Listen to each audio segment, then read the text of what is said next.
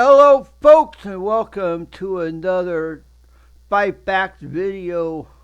In this video I'm going to be talking about Myst. Yep, I'm going to give you my 5 facts about Myst. Myst came out in like 1992, I think, a couple years before 1995. My number one fact about Myst may shock you. Be prepared, you were forewarned. So here are my 5 facts about Myst.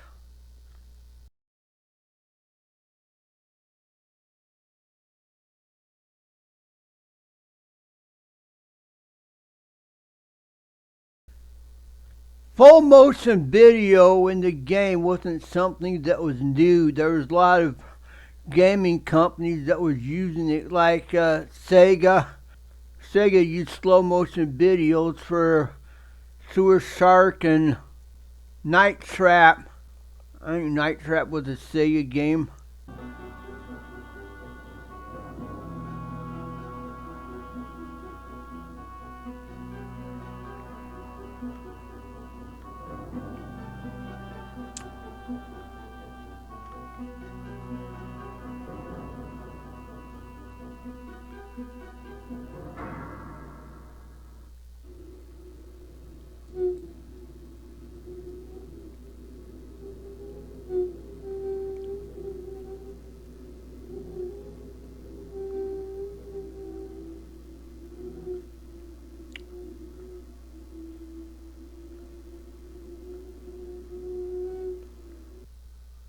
Voice narration wasn't anything new in this game either. And when you put the red page in the red book and you hear someone's voice, that was actually a rip off.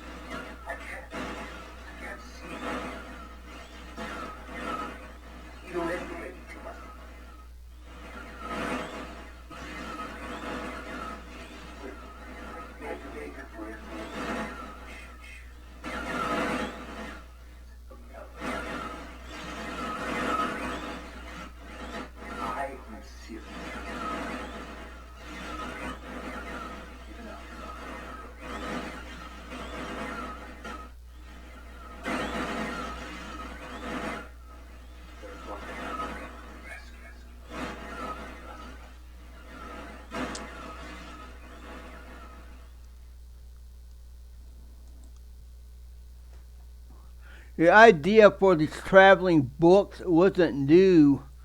It could have been either a rip-off of Legacy of the Ancients or a homage to Legacy of the Ancients. If you ever played Legacy of the Ancients, you put a coin in a museum showcase and it would either take you to a dungeon or to the other side of the world. So the idea of these travelers' books and Myst wasn't new.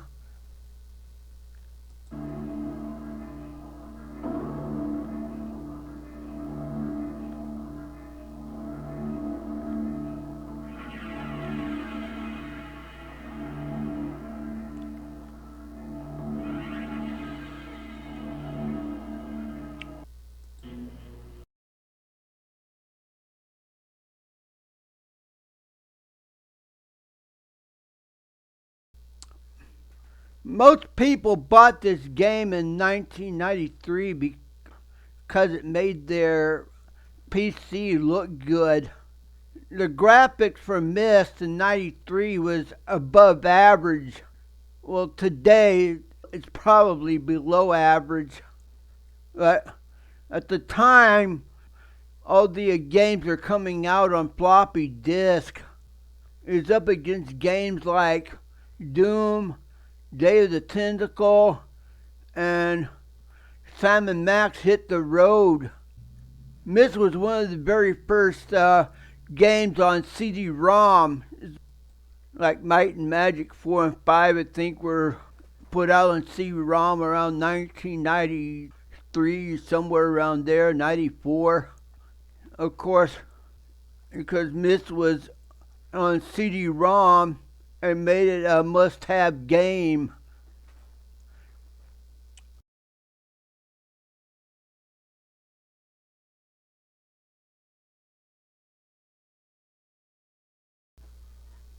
Myst was short-lived.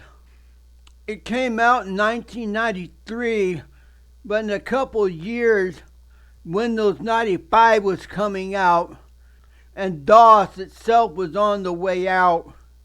So lots of gaming companies like Microsoft and LucasArts had to scramble around to figure out what to do. So eventually what would be happening is that companies would put their games on CD-ROM. Eventually games like Day of the Tentacle and Indiana Jones and the Fate of Atlantis would eventually be put on CD-ROM. But Myst was already released on CD-ROM. By 1995, Sound Blaster was the number one sound card for all PCs. QuickTime was on the way out. Yeah, remember QuickTime? That's what Myst ran on. So by 1995, everything changed and PC gaming was heading towards a new direction. Compact disc.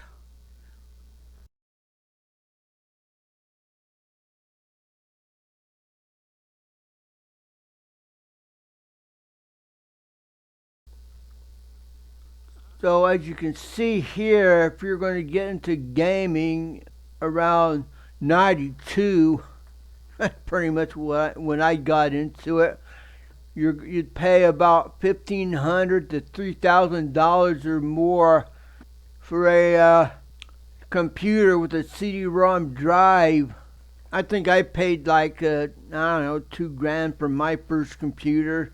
And you can see here, it was costly.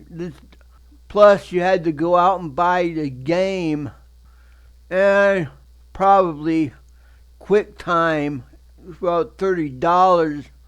A desktop computer without a CD-ROM drive would probably cost you around $1,000 to $2,000. So as you can see here, CD-ROM drives were expensive. This is right here. Price range with CD-ROM. Adding a CD-ROM drive to a mid-range PC could easily push the price up to $2,000 or more, and high-end models with advanced features could easily exceed $3,000. Plus, on top of all this, you had to go out and buy a sound card if you didn't have one, preferably a Sound Blaster. Of course, at the time, PCs didn't actually come with the sound card, so you have to figure that into your cost. Ooh, graphic cards. That's something different. I think most PCs did come with a graphic card, but my first PC when I bought it was a 486 with I think it was a Super BGA graphic card. Yeah, back then it was either BGA or Super BGA. As you can see here, if you're going to get into gaming and and go out and buy Myst to play it, it would cost you an arm and a leg. Well, my number one fact about Myst is coming up, so stay tuned.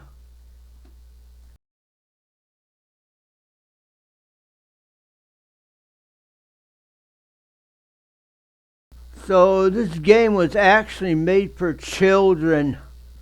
When the Miller brothers went to program for adults, they didn't exactly know how to do it because most of their games they created were for kids.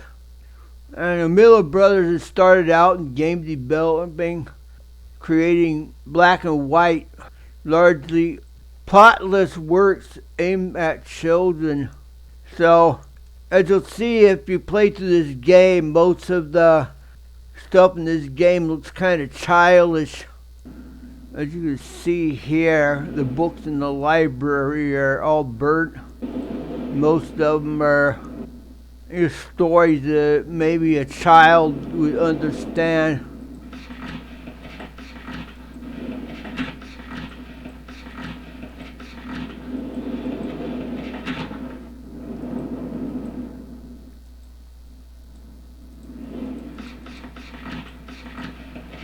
You can see here,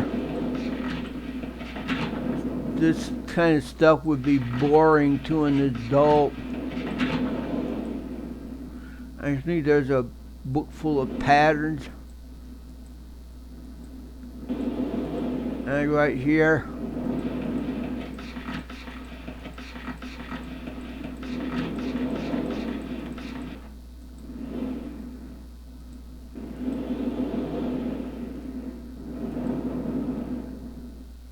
there's a fireplace in here. And this thing looks more like an etched sketch.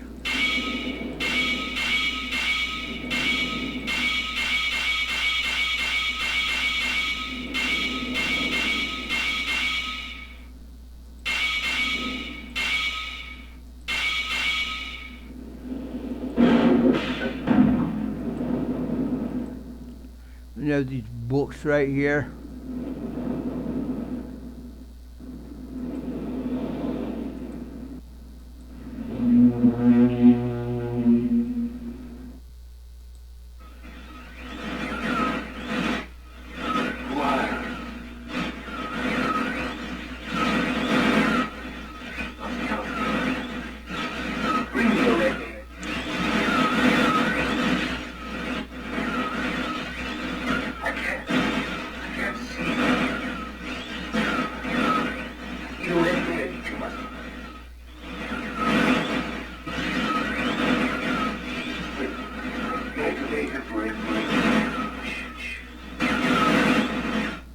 All they're doing is playing a game of fetch, basically. Go fetch the red papers.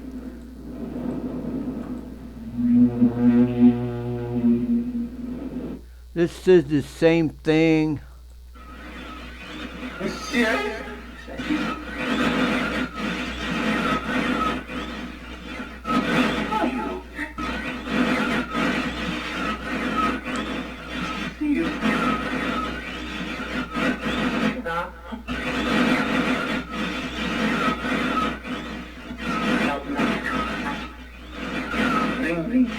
Blue pages.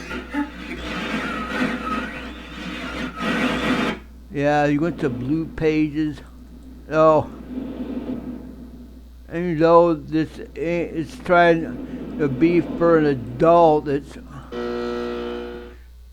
aimed at kids.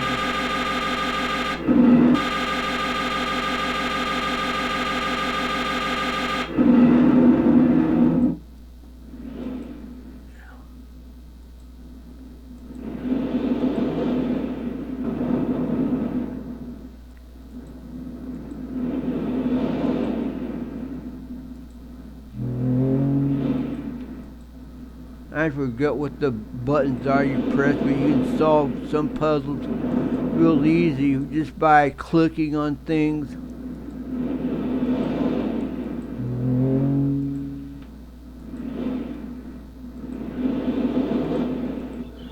Clock tower out here.